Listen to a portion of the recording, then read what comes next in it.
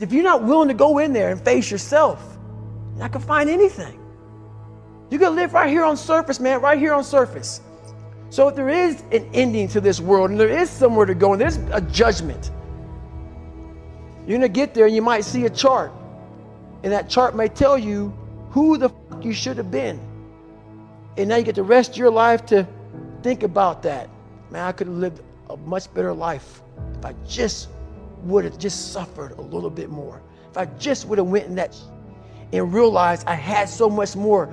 But fear and the 40% and living here versus living here, being afraid, stop me. Your biggest enemy, the most important conversation you will ever have in your life is the one you have with yourself.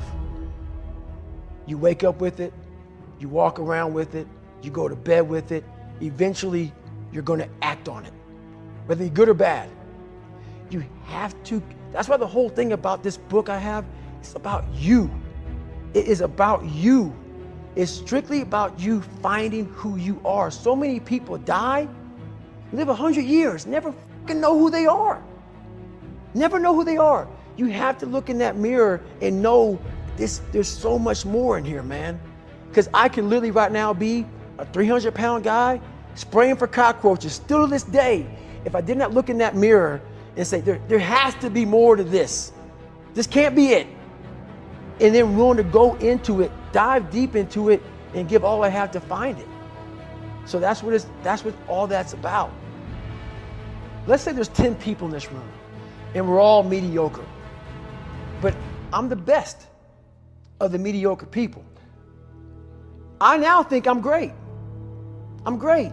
We surround ourselves around people that make us feel great. They tell us what we want to hear. The second we put ourselves amongst the uncommon people, we don't like that feeling, that challenging feeling of that person who's waking up at 3:30 in the morning and say, hey, push your on, we're going for a run. We don't like that challenge. We like that person who says, hey, you know, man, I don't feel good today, man. And they say, oh, it's okay, brother. We'll take a day off, man. We'll get a pizza and watch the game. We like that. We love that feeling. Why? Because you understand, man, we're good, bro. We don't want that motherfuckers like this. Hey, man, no, bro. Get your fucking shit on, man. Stop being a punk. We don't want that in our lives. We don't want that person who's constantly challenging our weaknesses. We want that person who's constantly, making us feel nice and good and secure in ours. That's the mediocrity of life. We want to be the best amongst the average people. People wonder, how do you stay hungry all the time? Because after I accomplish something, I don't sit back like a lot of guys who graduate buds, graduate this, graduate that. They get comfortable. They wonder why I'm getting weak, man. I don't know, I lost my edge. What's going on? Because once you hit the top of the fucking mountain, guess what happened? I'm good. I'm good, so you wonder why you're falling down now. Because once you reach the top of the mountain, you got to build another one. That's mediocrity. There's a lot of people in mediocrity who have a nice resume, but they're one-timers, man. They hit a one-time deal, they busted it open, got a lot of money, but they're good. You're mediocre now, man. What are you fucking doing today, tomorrow, the next fucking day? That's why I don't listen to theorists. I don't listen to all that bullshit. I listen to a motherfucker who's like this, man. What's wrong, man? I'm fucking tired, dude. Why are you tired? Because tomorrow, I gotta do the fucking shit again, man. Whatever the shit is that made me fucking nauseous and sick to my stomach, it made me hurt. There's no ending. And that's the person I listen to. That's the person who's gained knowledge. You gain knowledge through suffering. And on the other end of suffering is a world that very few have ever seen. It's a beautiful world because that's where you find yourself. You don't find yourself in over here. You find yourself on the other end. Like the 100-mile race I was on, I ran it for 24 hours. I found myself on the other end of that race. That 19 hours, I found, wow, there's a whole nother world out here that I've never even saw. But the world's in your mind. And that's what all that mediocrity is about. The mind has the tactical advantage over you at all times. At all times of your life, the mind has a tactical advantage over you. Why is that? It knows what you're afraid of. It knows your insecurities. It knows your deep, dark lies.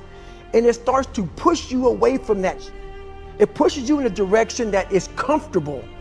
The mind controls everything. So what I realized was that when I was growing up and I was 300 pounds and I got all fat and I got all insecure, I realized that my mind kept taking me in this direction. When things got uncomfortable for me, when I was facing my insecurities, I was facing my fears, my mind said, oh no, we have the tactical advantage. We need to get you, separate you from this feeling over here. Life's all about feelings. We want the happy feeling. We don't want that feeling of this sucks.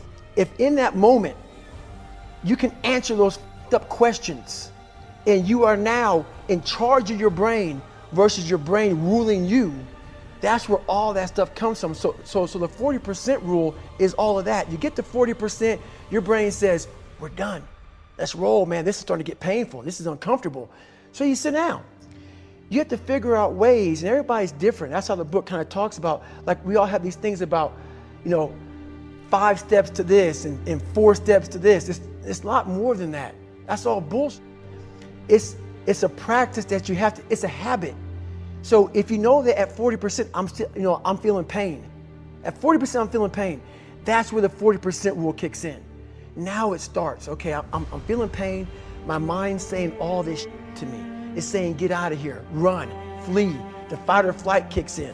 Okay, we're done. We're not good enough. It starts telling you all these things. You start to believe it because the mind controls all. This is the time where you have to gain control back of your mind. It's okay. Let me see if I can go 45%. And once you start giving yourself more and more hope and start realizing, okay, the mind starts to be, okay, what are you doing? We're supposed to be going right and you're going left. You start then controlling your mind. Start finding more in yourself. And then it goes from 40% to a lot further than that. But that's the start of it though. Get to the spot where your mind is saying stop. Wherever that is, you gotta get there first. And then that's when that starts to work for you. You gotta control yourself in that moment.